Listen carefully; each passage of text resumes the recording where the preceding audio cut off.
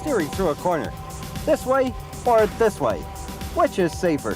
Later on behind the wheel.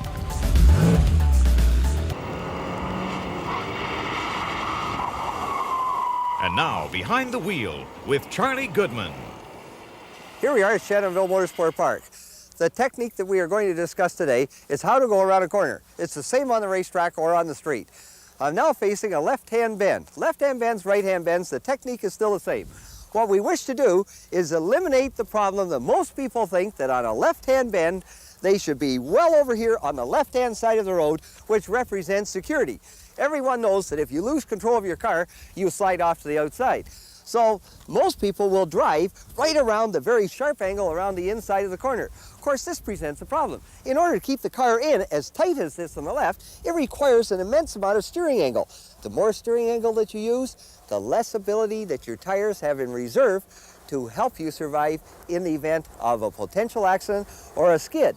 Now, follow me and we'll go across to the outside of the corner where you should be starting the corner from, and we'll look at the different angle.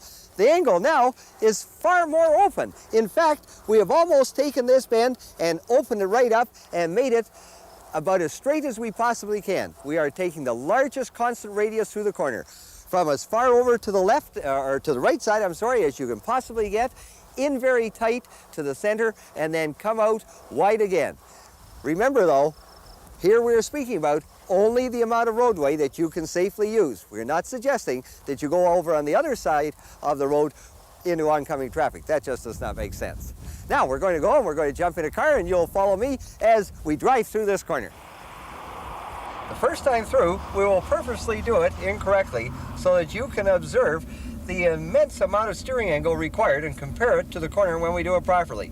Now, you will watch that in order to go around the corner, I have had to turn the steering wheel and see if you can make a mental picture of that amount of steering angle.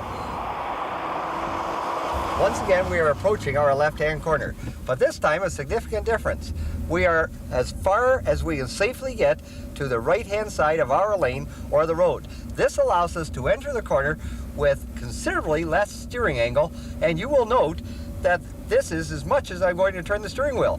That brings us right across to the very inside of the corner, and if we maintain that steering angle, brings us to the outside of the corner, we can unwind the steering wheel and accelerate safely down the roadway, merging with oncoming traffic. A far better approach to the corner.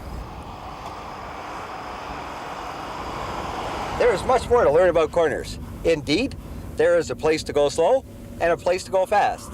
Next week on Behind the Wheel.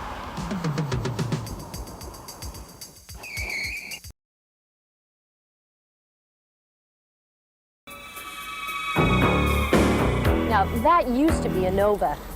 This scrapyard is where cars end up that mechanics have given up on or body shops have refused. But not all vehicles end up this way.